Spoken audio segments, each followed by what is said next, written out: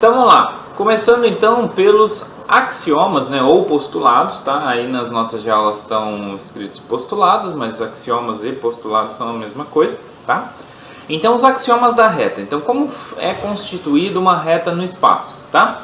Então o primeiro axioma diz o seguinte, que para qualquer reta que eu pego, né, sempre vai existir pontos que pertencem a ela e pontos que não pertencem a ela, tá bom? Então toda reta possui essa propriedade, tem pontos nela e pontos fora dela. Então isso que diz o primeiro axioma da reta.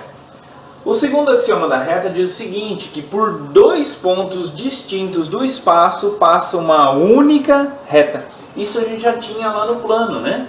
Dados dois pontos distintos no plano, existe uma única reta que os contém, tá? Então a mesma coisa vale no espaço, tá? Se eu tenho no espaço dois pontos distintos, existe uma única reta que passa por eles, tá bom? Então se A e B são esses pontos, né, distintos, a gente vai denotar a reta que passa por A e B por L de AB. Então essa daqui é a notação para a reta que passa por A e B, tá certo? Então Lzinho, abre e fecha parênteses e aqui coloca os dois pontos por onde ela passa, tá? Então como dois pontos determinam uma única reta, essa reta fica determinada por esses dois pontos A e B, tá? Então esses são os dois axiomas da reta. E agora os axiomas do plano, que são a novidade agora, diz o seguinte, o primeiro, por três pontos, tá? A reta aqui ela é determinada por dois pontos distintos. O plano também é determinado por uma quantia de pontos, que são três. Três pontos, só que eles não podem ser colineares, né? Não podem estar sobre a mesma reta. Então, se eu tenho três pontos não colineares, então vai existir um único plano que os contém, certo? Então, dois pontos distintos determinam uma única reta. Três pontos não colineares, né, que não estão na mesma reta, determinam um único plano, tá? Segundo axioma do plano diz o seguinte, se qualquer plano que eu pegue, sempre vai ter pontos no plano e pontos fora do plano, tá certo? Então o espaço é formado por pontos que estão no plano e pontos que estão fora do plano também, tá? Ok, então o terceiro axioma do plano diz o seguinte, se dois planos, então imagine se eu tenho dois planos, tá? Se esses dois planos distintos, não precisa ser distintos, qualquer dois planos, tá? Se eles possuem um ponto em comum, eles têm que ter mais do que um ponto em comum, tá? Então eles possuem mais do que um ponto em comum. Então tentem imaginar aí na cabeça de vocês dois planos no espaço. Como será que esses dois planos, não tem como, né? Esses dois planos terem apenas um ponto de interseção. Se eles intersectarem apenas um ponto, eles não vão ser planos, tá certo? Então, obviamente que a interseção tem que ter mais do que um ponto, tá? Então é isso que é da geometria, né? Isso que rege, é um dos axiomas da geometria euclidiana espacial. Beleza? Depois, quarto axioma. Os casos de congruência que a gente tinha lá, que a gente viu para a geometria euclidiana plana, também valem aqui para triângulos que não estão sobre o mesmo plano. Se estão sobre o mesmo plano, a gente pode falar, não, está sobre o mesmo plano, então é geometria euclidiana plana. Só que poderia ser um triângulo num plano e outro triângulo em outro plano, né? Poderia. Mas valem os mesmos casos de congruência entre triângulos que estão em planos distintos, tá? Então, não precisa, então é uma extensão ali dos casos de congruência que a gente viu lá no caso da geometria plana, tá bom? Muito bem, daí então, como dados três pontos A, B e C, pontos não colineares, a gente viu, né, que existe apenas um plano que os contém, tá? Um único plano que os contém. Nesse caso, o plano vai ser escrito dessa forma, tá? Com aqui o símbolo lá de produto interno, tá? E A, B e C, tá? Aquele mesmo símbolo lá. Beleza? Então essa é a notação para o plano, né, que passa pelos pontos A, B e C não colineares, tá? Não colineares. E daí a gente chega na primeira proposição que a gente pode concluir aí, que é a seguinte: dados dois pontos distintos, existe um plano que os contém. Ele não vai ser único esse plano, mas vai existir. Como que a gente pode concluir isso? Bom, primeiro, se a gente tem dois pontos, então sejam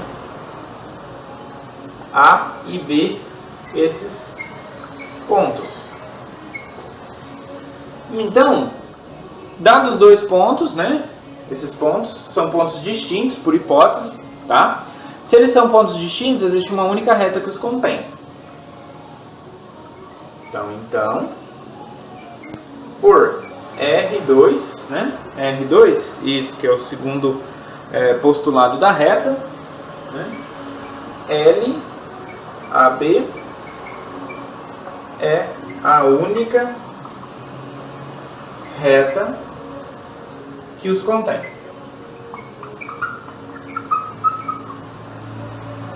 Beleza. Até aí tudo bem.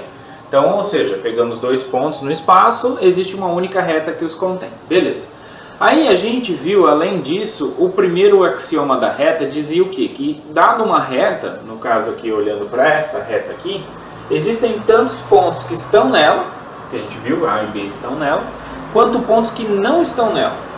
Como existem pontos que não estão nela, então eu posso considerar um ponto C que não está nela. Então, pelo axioma, né, R1, existe então C, um ponto não pertencente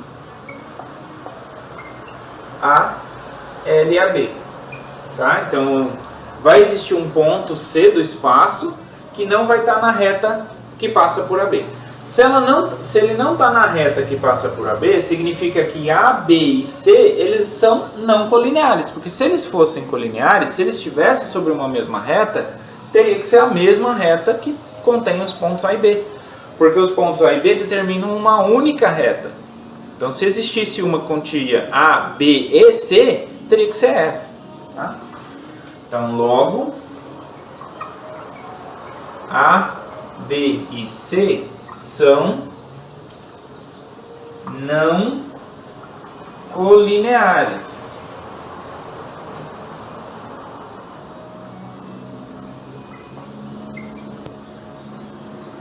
Tá? Como eles são não colineares, então pelo axioma P2, né? P2 não, P1. É P1, né? Que é o que diz que dados três pontos não colineares, distintos, não colineares, então existe um único plano. Então por P1 existe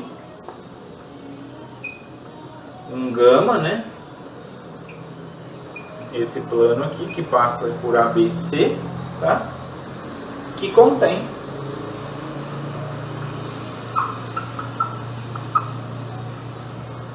A e B. Ou seja, a gente exibiu um plano, que é o plano gama aqui, que contém os dois pontos A e B. Então, dados dois pontos distintos, existe um plano que os contém. Beleza? Muito bem.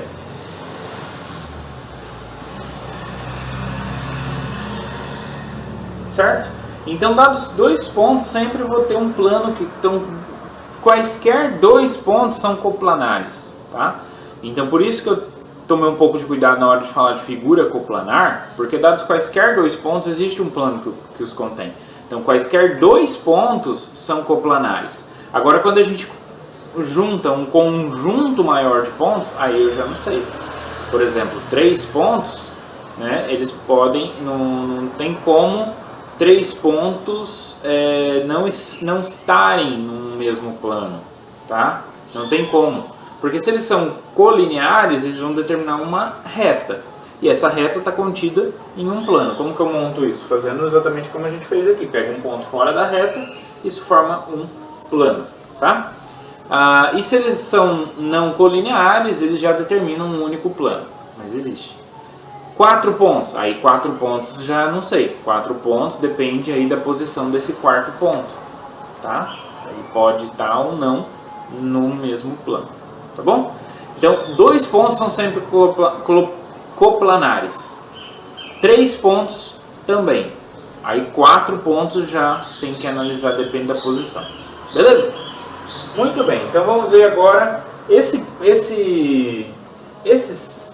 plano aqui, ele não é único, tá, pessoal? Então vem algumas questões aí, ó. Note que o plano dado nessa proposição não é único, tá? Então fica de exercício aí para vocês provarem isso. Prove isso, tá? A reta, tá?